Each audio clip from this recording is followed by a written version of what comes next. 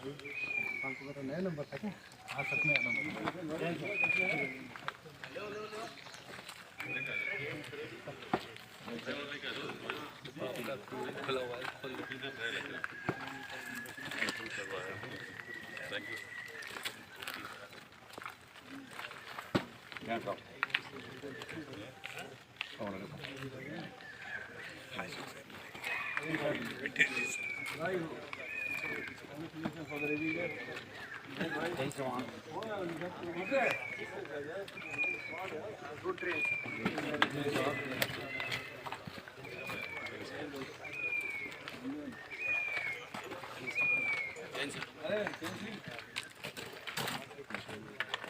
के साथ आपको बहुत बहुत धन्यवाद, बहुत बहुत बधाइयाँ। और मैं अपना संबोधन ये समाप्त करता हूँ। आपको पुनः इस 84वें स्थापना दिवस की बहुत बहुत बधाइयाँ, शुभकामनाएं। जय हिंद, जय भारत, जय संविधान।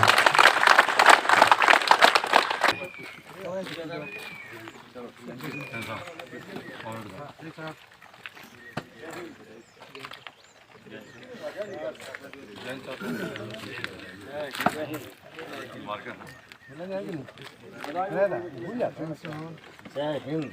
खाने पड़ेंगे तो मेरा सारा खा जाता है। रंजन बना देना। और उसके बाद देश आज़ादी के पश्चात सीआरपीएफ को जारी रखने का निर्णय लिया गया। और उसके बाद तब से लेकर आज तक सीआरपीएफ राष्ट्र की सेवा में महत्वपूर्ण भूमिका निभा रही है। सीआरपीएफ ने अनेकों सराहनीय काम किए हैं, जिनके अंदर 1962 में चीन के साथ जो पहली आक्रमण हुआ उसका सामना किया, बहादुरी से वहाँ लड़े। उसके बाद 9 अप्रैल 1965 को रण ऑफ कच्छ में जब पाकिस्तानी आर्मी ने हमला किया तो देश की सीमाओं की वहाँ रक्षा की। उसके पश्चात इसका काम बढ़ता गया।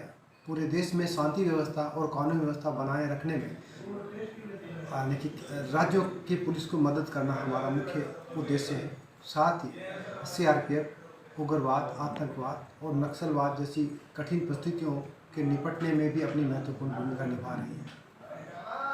इसके अलावा विभिन्न प्रकार के जो राज्यों में या हमारे देश में दंगे होते हैं, उनको दंगा नियंत्रण के लिए आरएफ का ही इस बार सीआरपीएफ से गठन किया गया है, जो विशेष तौर से उनका काम दंगा नियंत्रण का है।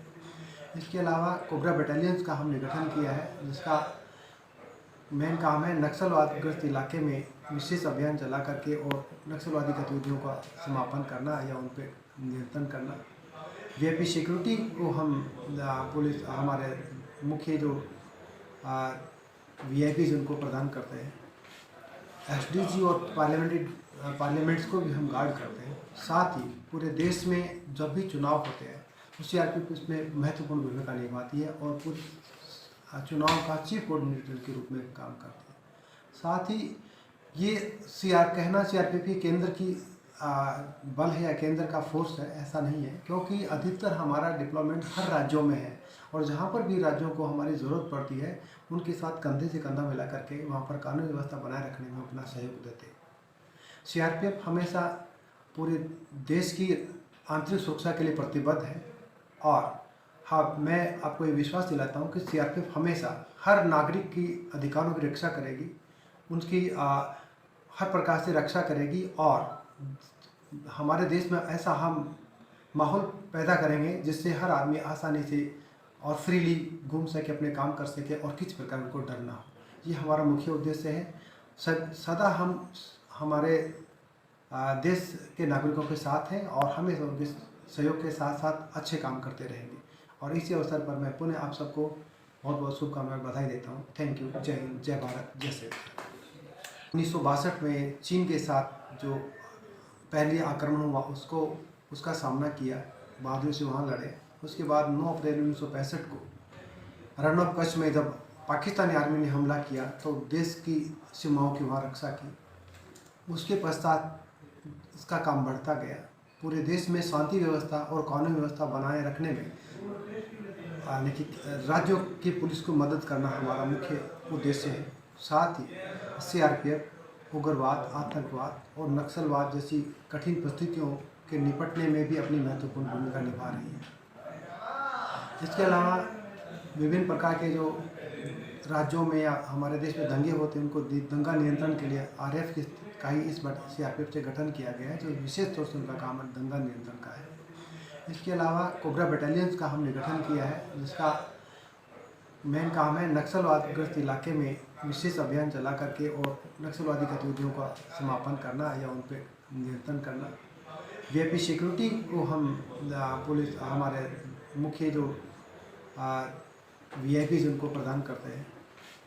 एसडीजी और पार्लियामेंट्स को भी हम गार्ड करते हैं। साथ ही पूरे देश में जब भी चुनाव होते हैं तो सीआरपीएफ इसमें महत्वपूर्ण भूमिका निभाती है और पूरे चुनाव का चीफ कोऑर्डिनेटर के रूप में काम करती है। साथ ही ये सीआरपीएफ की केंद्र की बल है या केंद्र का फोर्स है, ऐसा नहीं है, क्योंकि अधिकतर हमारा डिप्लॉयमेंट हर राज्यों में है और जहाँ पर भी राज्यों को हमारी ज़रूरत पड़ती है उनके साथ कंधे से कंधा मिला करके वहाँ पर कानून व्यवस्था बनाए रखने में अपना सहयोग देते हैं। सीआरपीएफ हमेशा पूरे देश की आंतरिक सुरक्षा के लिए प्रतिबद्ध है।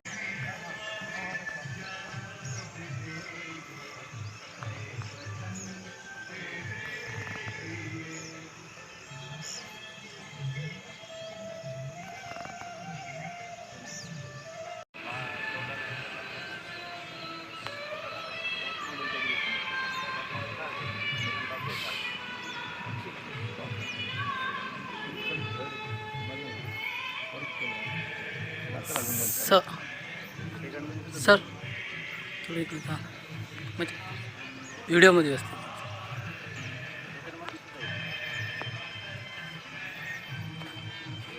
इथं ठेवलं काय बरोबर.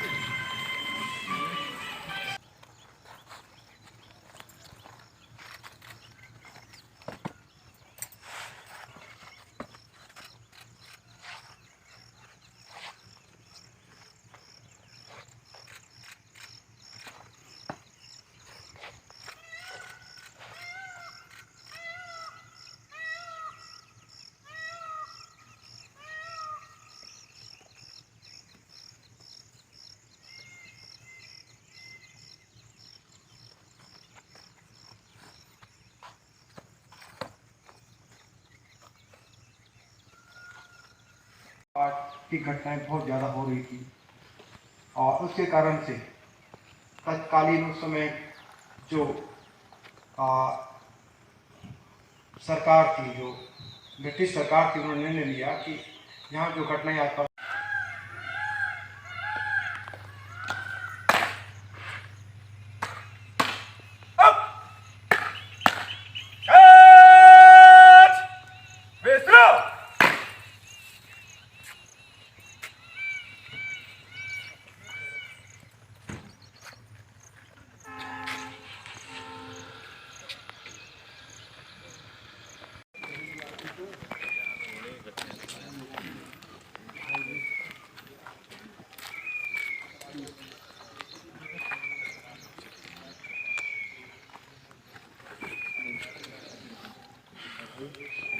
नया नंबर था क्या?